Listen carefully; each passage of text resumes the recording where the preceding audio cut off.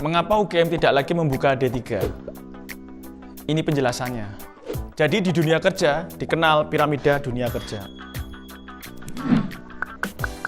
Mulai dari bawah, semakin ke bawah, semakin banyak dibutuhkan lulusannya. Dan semakin ke atas, lulusannya makin sedikit dibutuhkan di dunia kerja. Dan ini adalah proporsional. Kita bisa lihat, di 1 dan di 2 dibutuhkan paling banyak. Itu jelas. Kita butuh tenaga kerja level praktis di bawah itu banyak sekali. Contohnya, teknisi mobil atau montir, petugas PMI, tenaga ahli atau mungkin dikenal sebagai tukang bangunan, tetapi yang profesional, chef, dan sebagainya.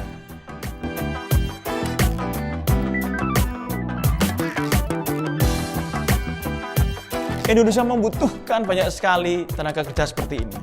Dan mereka harus dihargai karena kompetensinya, bukan karena gelar atau mungkin ijazahnya. Ini yang menjadi jebakan kita selama ini. Indonesia nggak pernah maju karena orang sekolah itu mencari gelar, tapi bukan mencari kompetensi. Padahal yang dibutuhkan di dunia kerja itu kompetensinya. Kompetensi itu adalah aku bisa apa, bukan aku sudah belajar apa. Mengapa sekolah vokasi UGM tidak lagi membuka D3? Karena lulusan D3 kecenderungannya adalah mereka lanjut studi ke S1. Kalau kita lihat ke belakang, mengapa masuk D3? Mengapa mereka masuk D3? Biasanya atau most likely, kemungkinan besar karena mereka tidak diterima di S1. Akhirnya mereka masuk D3. Bukan karena passion mereka ingin masuk D3 karena aku pengen menjadi seorang ahli atau praktisi. Dan ini adalah kesalahan yang berulang-ulang sejak tahun 70-an ketika D3 dibuka pertama kali di Indonesia hingga saat ini. Bisa dibayangkan, ada berapa juta selama ini lulusan D3 yang melanjutkan ke S1. Apakah salah mereka dari D3 lanjut ke S1? Tidak ada yang menyalahkan, tidak ada aturan menyalahkan mereka lanjut ke S1. Tapi sekarang kalau kita analisa, mahasiswa D3 ketika lulus, mereka telah melalui proses pembelajaran praktek yang lebih banyak daripada teorinya.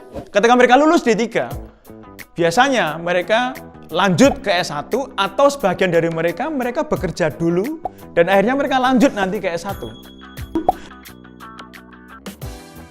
Jadi dua-duanya ini sama saja. Mereka 3 tahun belajar D3, lanjut ke S1 tambah 2 tahun. Yang ini banyak prakteknya, yang ini banyak teorinya. Sehingga yang kita harapkan mereka menjadi ahli dalam bidang praktikal, mereka menjadi teori lagi. Kalau kita sebenarnya Indonesia ini butuh tenaga kerja yang di bawah ini dalam jumlah besar, kemudian berharap lulusan D3 mau melakukan pekerjaan ini, itu salah. Dan pada faktanya mereka pengen lanjut ke S1. Sehingga kita split out untuk program D3 di UGM dan bukan berarti UGM akan membuka program D1 dan D2. UGM akan hanya fokus untuk program D4, S1, S2, S2 terapan, dan S3. Kita bisa ngelihat di Jepang, kita bisa lihat di Jerman. Di Jepang dan Jerman tidak ada D3. Tidak ada program D3 di Jepang dan Jerman serta di Belanda. Ketiga negara itu sangat kuat vokasionalnya. Yang ada di Jerman, Jepang, dan Belanda itu adalah D1, D2, dan sarjana terapan atau D4. Dan S2 terapan juga tentunya. Sehingga kalau kita pengen niru Jerman, kita tutup D3. Kita fokus ke D1, D2 ada di SMK, Balai Latihan Kerja, dan Industri. Kemudian untuk D4 dan ke atas, S1, S2 terapan, S2, dan S3 ada di perguruan tinggi.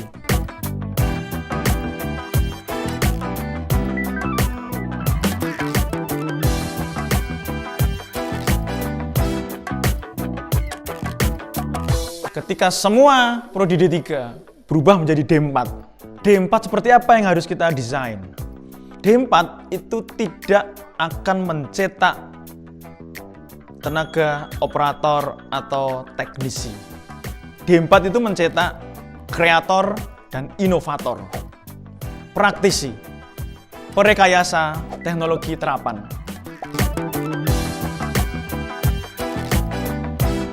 Jadi D4 itu menghasilkan lulusan yang mampu untuk mendesain solusi, mendesain prototipe, mendesain produk dalam bentuk yang lebih tangible.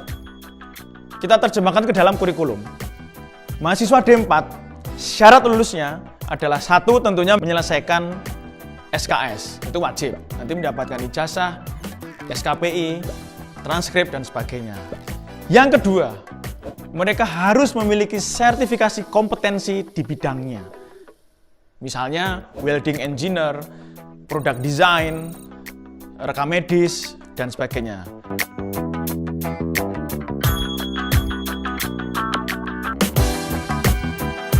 Sehingga mereka mendapatkan sertifikat kompetensi.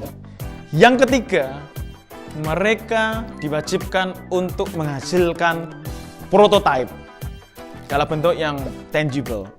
Bisa dalam bentuk benda, tapi juga bisa dalam bentuk sebuah naskah atau kajian atau desain. Dan yang keempat, bahasa Inggris.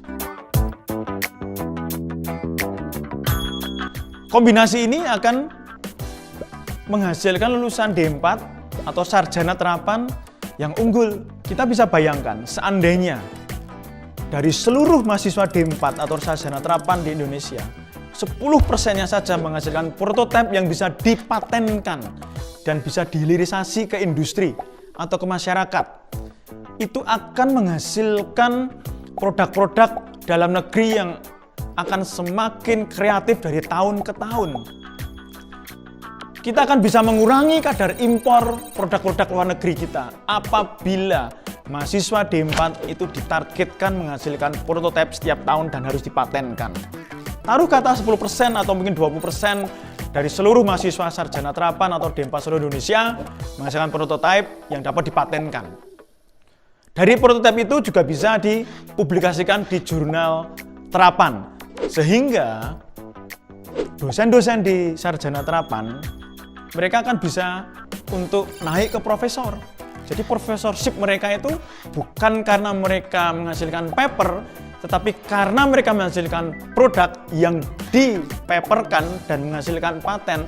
Itu yang membuat karakter vokasi ini akan semakin kuat. Ketika mereka mendesain sebuah prototipe, mereka diwajibkan untuk berkolaborasi lintas disiplin dengan mahasiswa di fakultas lain. Mahasiswa S1, S2, S3. Dan ketika sudah mulai berpikir bagaimana nanti mass production-nya atau pembuatan prototipe dalam jumlah yang agak banyak, mahasiswa D1 dan D2 bisa dilibatkan untuk membantu proyek kolaboratif ini. Nah, inilah yang kami desain, yang kita namakan teaching industry. Teaching industry di perguruan tinggi ini menghasilkan banyak sekali prototipe yang biasanya kita impor atau kita memikirkan sesuatu yang baru.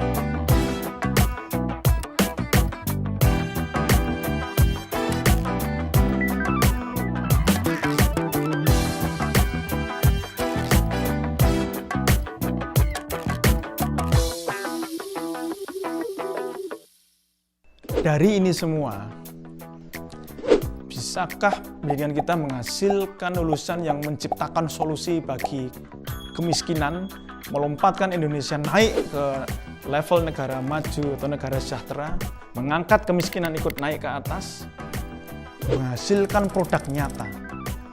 Tidak hanya menghasilkan lulusan yang bangga dengan gelar dan ijazahnya, tetapi memajukan Indonesia karena kompetensinya dan karena produktivitas serta inovasinya, yang mampu membawa Indonesia tidak tertinggal oleh perubahan yang terjadi di luar, tapi kita akan masuk ke dalam perubahan dan memimpin perubahan ini.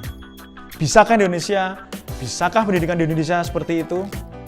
Harus bisa, dan saya yakin bisa. Dan saya yakin dengan konsep yang tadi saya jelaskan, kita pasti bisa. Indonesia pasti bisa. Saya yakin. Terima kasih.